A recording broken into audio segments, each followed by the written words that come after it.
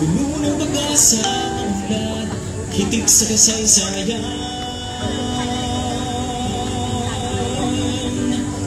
Tuloy-tuloy lamang sa ating pangarap, tulad ng bilabilang matayog ang lipad sa papawirin.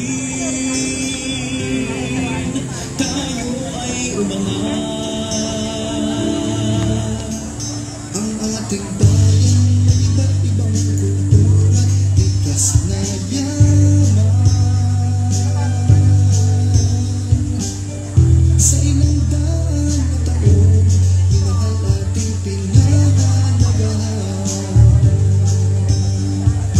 Tuloy-tuloy lamang sa ating pagsisikap, tulad ng bayaning hindi naduduwag na makamit. Maningning na bukas, Pagkat iba tayo, tatakbo kenyo, hindi kailanman matitibay. Ang pagsubok, matatag tayo, hindi kailanman matitinag.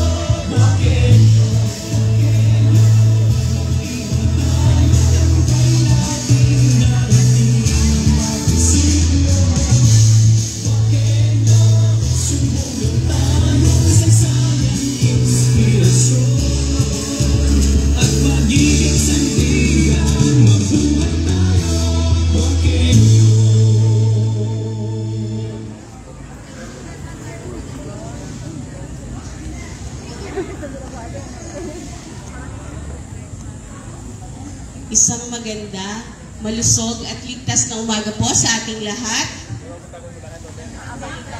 Ang inyo pong lingkod ay naatasan bilang maging isang tagapagtukoy ng ating gaganaping kick-off celebrations ngayong umaga na to. Bali, dalawa po yung may programa para sa araw na ito. Ang una po ay isasagawa po nating pagdiriwang ng National Disaster Resilience Month.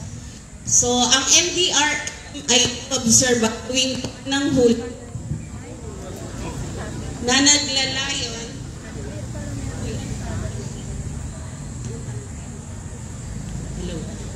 ang NDRM ay inoobserba tuwing buwan ng Hulyo na naglalayong paigtingin ang katatagan ng mga Pilipino mula sa sakuna. Hunyo 28, 2017 ng lagdaan ng Pangulong Rodrigo Duterte ang Executive Order number 29 na nagpapalit sa National Disaster Consciousness Month tungo sa National Disaster Resilience Month. So layunin po ng Executive Order number 29 na ituon ang focus mula sa disaster awareness tungo sa disaster resilience. Ang tema ng NDRM ngayong taon ay Bidang Pilipino, Building a Stronger Filipino Well-Being Towards Disaster Resilience. So ang tanggapan po ng Municipal Disaster Risk Reduction and Management of under the leadership of our Honorable Army de la Cruz Carrion and our OIC MDRRMO, Sir Pongkoy Manrique, ay nagtakdang maglunsad ng mga ilang aktibidad hinggil sa NDRM Month Celebration. So sa oras po na ito, ay tinatawagan ko po ang mga personnel ng MDRMO na pumunta po dito sa harapan. Gayon din po si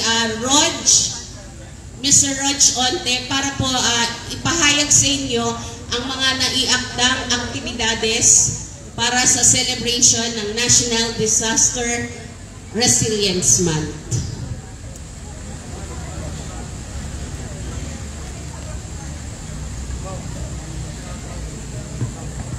Magandang umaga po sa ating lahat. Bilang pakikisa po sa National Disaster Resilience Month, ang aming tanggapan po ay naglatag ng iba't ibang activities para sa buwan ng July. Kami po ay magkakaroon ng search for Best Barangay DRRM Implementer. Yung orientation po nito ay ginanap pa nitong June 30 last week. Tapos ngayong araw po ay gaganapin regional launching po ditong NDRRM.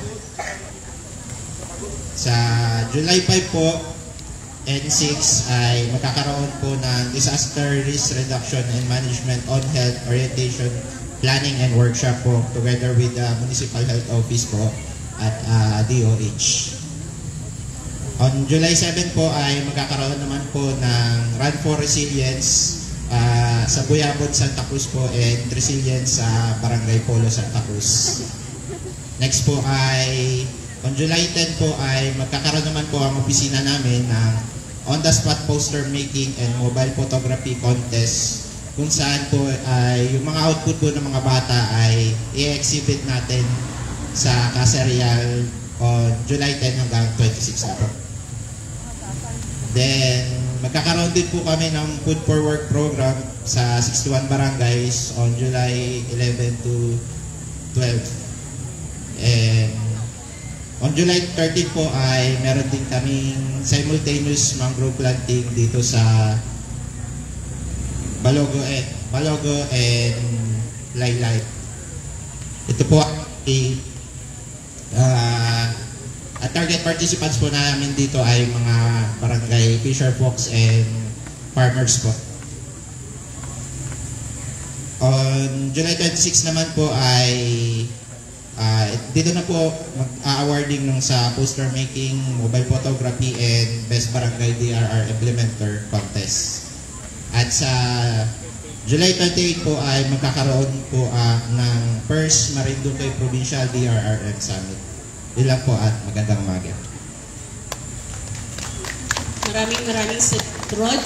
At sa punto pong ito ng ating programa, tinatawagan ko po ang OIC MDRRMO para po sa pagbibigay ng mensahe. Sir Pongkoy Manrique.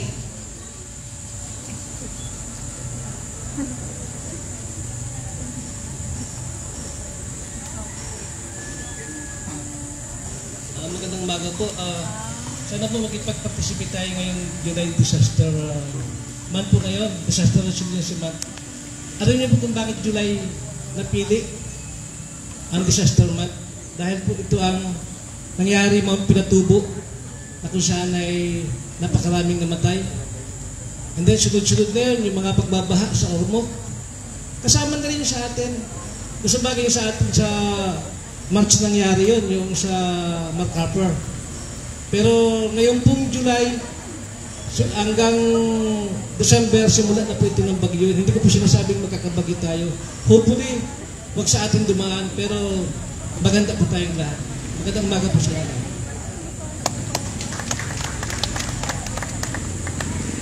So, maraming salamat po. Ang susunod bahagi po ng ating programa sa umagang ito ay ang kick-off ceremony naman ng ating Nutrition Month. So,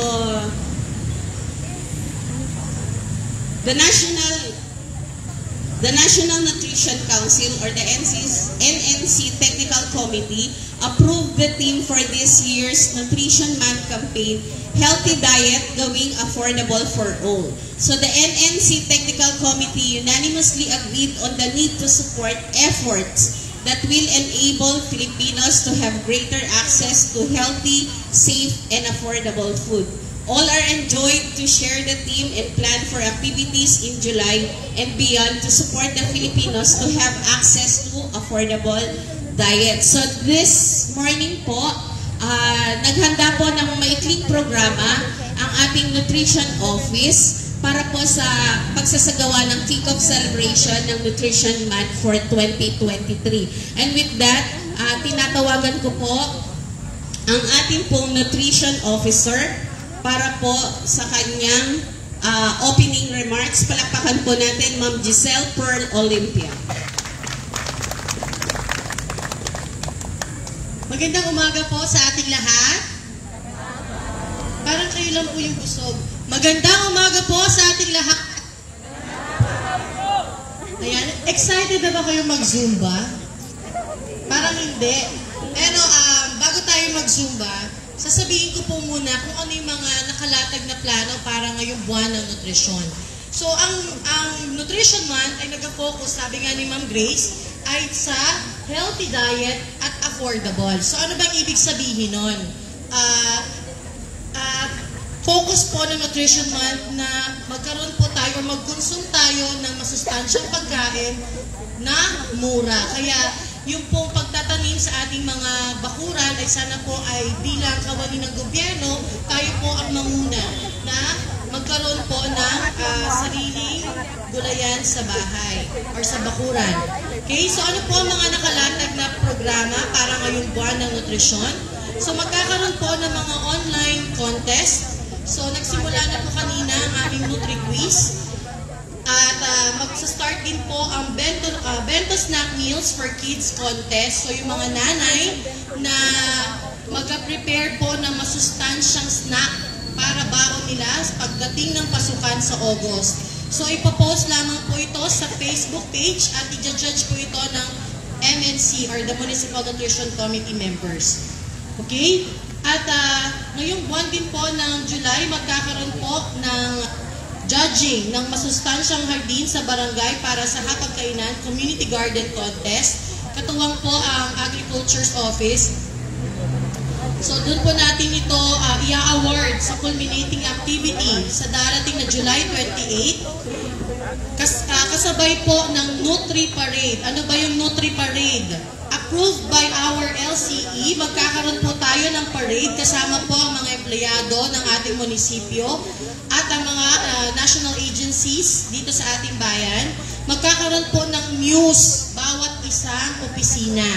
So yun po ay i-judge ng MNC at magkakaroon po ito ng award. Ayan. So piliin nyo na po kung sino ang ipapambato ninyo. Ano ba ang suot ng news? Gulay costume po ito. Ano po? Doon din po natin i-award ang Best in Caravan kasama po ang mga barangay. At doon din po natin i-award ang Outstanding Barangay Health and Nutrition Committee and BNS for year 2022. So yun po at sana po ay suportahan niyo po ang mga programang pang-nutrisyon, hindi lamang po ngayong buwan ng Hulyo, kundi buong taon ng 2023. Salamat po. Thank you, Ma'am Giselle. And para po sa pagsasagawa ng ating pledge of commitment, tinatawagan ko po ang ating napakaganda daw niya. Ang namumukod tangi sa kapulahan ng labi, Miss Rosalie Magana.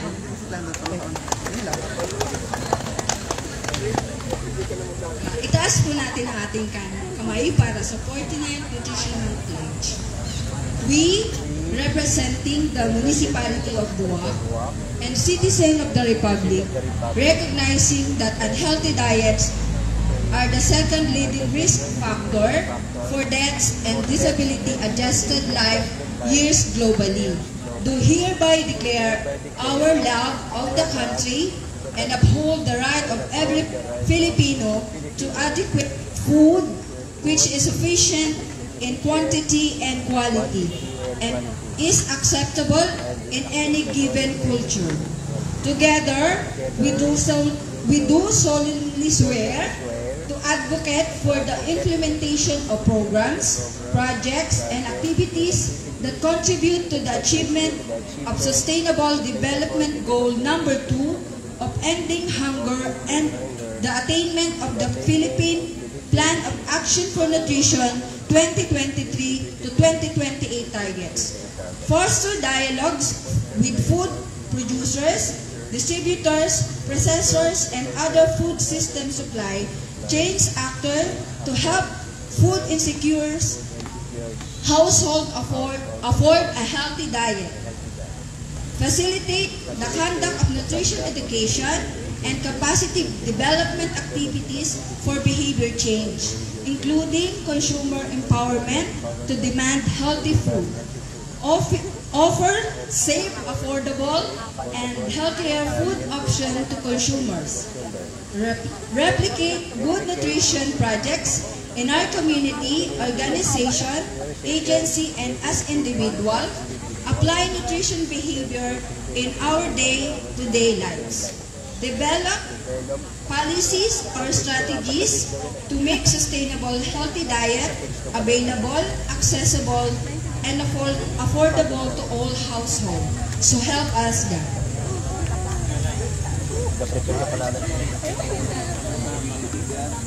Maraming salamat.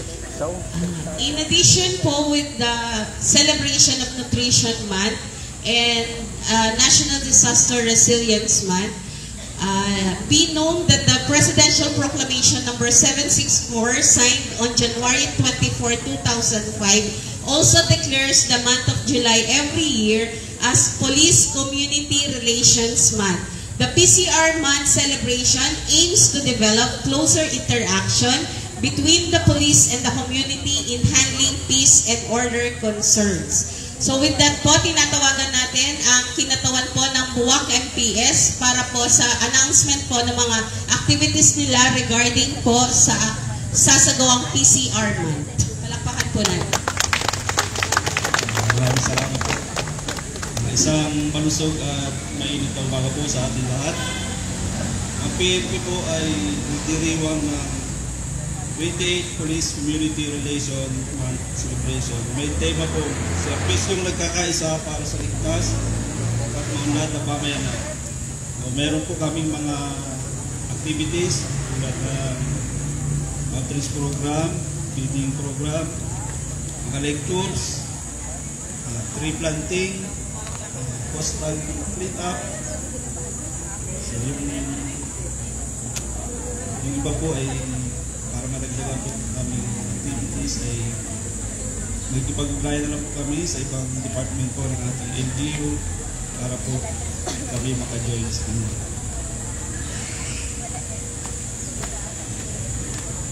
Tapos ang Prome Maropa po ay magkakaroon ng mural making contest na may tema pong serbisyo nagkakaisa, sama-samang pagpinta, ipakita ang ganda.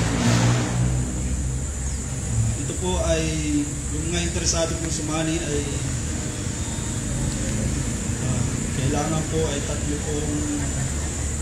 tatlong tao sa isang team po ay binubuo po ng tatlong tao. Lahat po ng artist ng Mimaropa ay iniimbitahan. So, para po sa dagang detalye ay maaari po magkipag-unayan sa impilan ng pulisya. Po, kung meron po tayong mga kaibigan, pinsan, pwede po natin papuntahin sa aming station.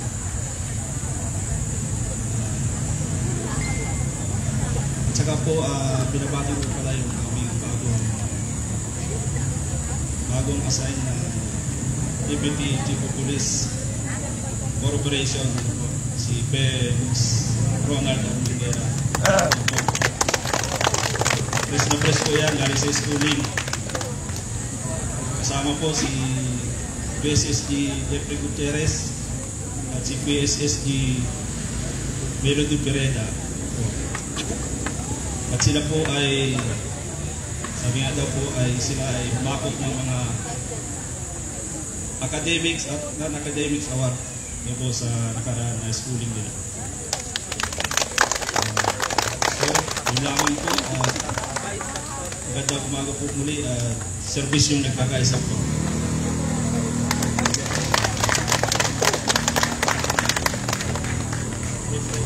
So again, maraming salamat po sa Buwak MPS, and again, congratulations po sa mga kasama nating mga pulis na nagtapos po ng kanilang training and education po. Para po sa susunod na bahagi ng ating programa, magkakaroon po tayo ng Zumba. But before that, we would like to call on the head ng mga offices and section heads for the picture taking po with the nutrition office para po sa documentation ng kanilang activity. So, meron po kami dito sa right side ko po na tarpaulin po. Diyan daw po magpipicture taking. So, again, tinatawagan po namin. Then later on po, sir, pwede rin kayong picture taking. Okay. So, sina Doktora, okay. Yan. So, lapit na lang po para po sa picture taking. And pinapa-announce din po, after po ng picture taking, meron na tayong Zumba. Then after ng Zumba, meron pong available na Nutri-Boost. Yan. Meron pong food booth ang nutrition office na prepare po para sa ating lahat.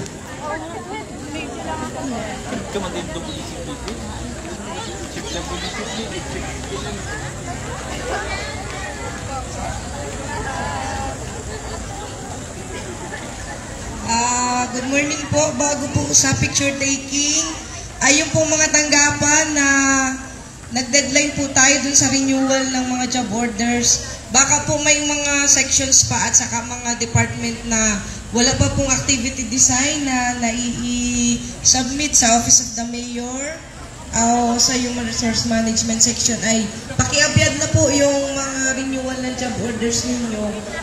Siguraduhin lang po na may kaunting putol. Ano po, siguro po ang pinakamaaga ay yung magsisimula sila ng asais ng July. So, thank you po doon sa mga job order. Alam ko, cut off ngayon, pero pumasok. At yung iba po sa ating mga empleyado ay salamat po doon sa mga department head na binigyan ng pagkakataon yung kanilang mga kawani na umattend po sa meeting ng mga lehitimong asosasyon ng pamahalaan na gaganapin po bukas hanggang Webes. So ngayon po ay maalis kami. Ang balik po siguro namin ay mga Webes na para po sa meeting, para mas madali yung mga benepisyo ng mga members ng Buwak Municipal Employees Union. Yun lang po, at sige po, magpatuloy tayo. Kung magasumba na po, sige. So, picture taking po and kami po ay matuloy na sa pag-alis. Ano po, maraming salamat po at yung isang linggo ay panatilihin po natin maging kapaki-pakinabang sa mamamayang Buwakin niyo. Thank you po.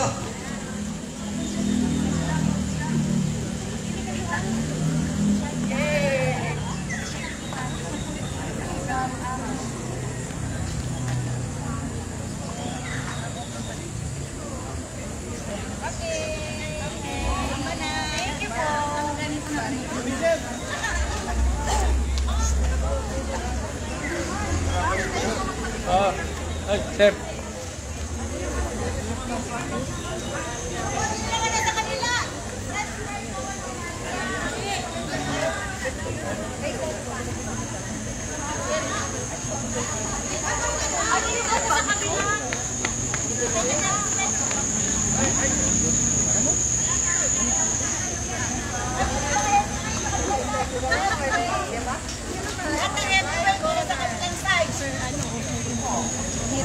artista.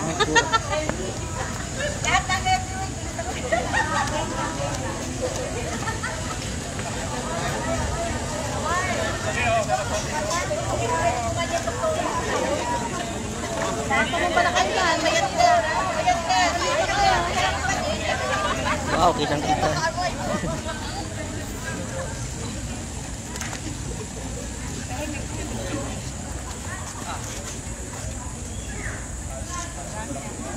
Okay, 1, 2, 3, smile.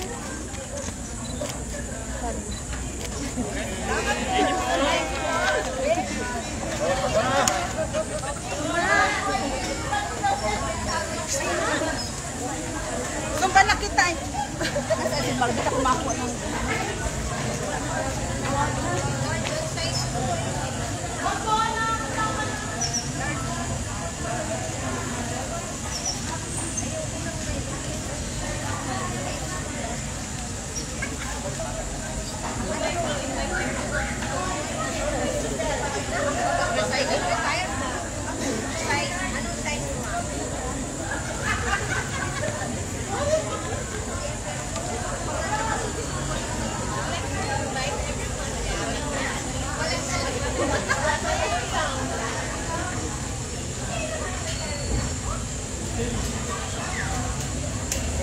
Hoy, magbihis na kayo, suka.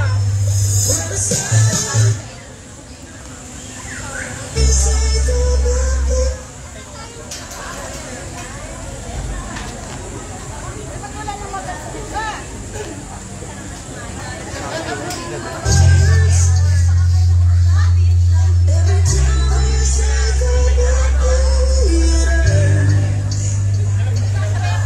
Well,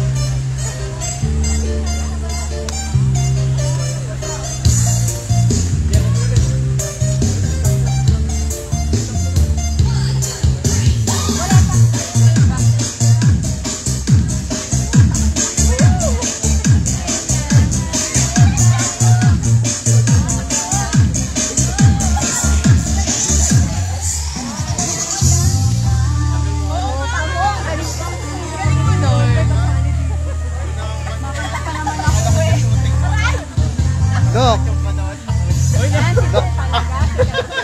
Ito. Sige mo.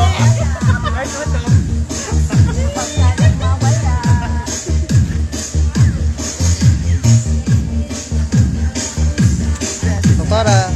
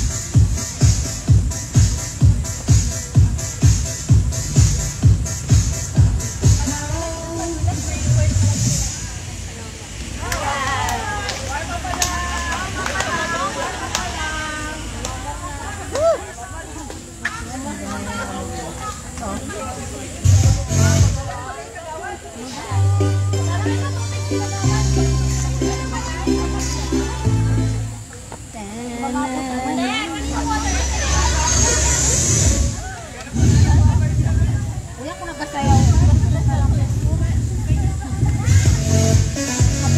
Pagod.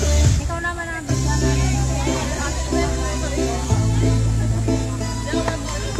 Napokus mo ano si Doktora.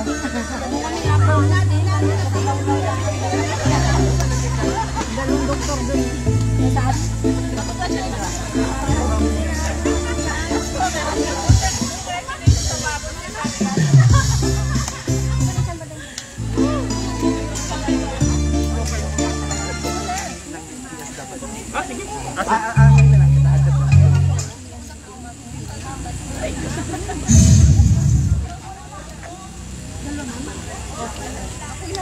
Sorry po. Tubig. Wala na yun. Yung tubig. Samba lang. Tapos ano, Tubig, Nutri. isang balon. Salamat ka sa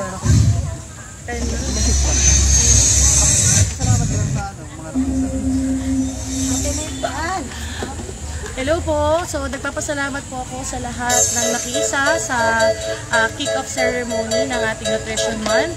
So, abangan niyo po ang ang iba't iba pang mga activities na aming inihanda ngayong buwan ng nutrisyon. Katuwang po ang 61 barangays ng Bayan ng Buwak. So, meron din po silang mga activities kaya mag-participate po tayo. Healthy diet, going affordable for all. Sulong Buwak, carry on!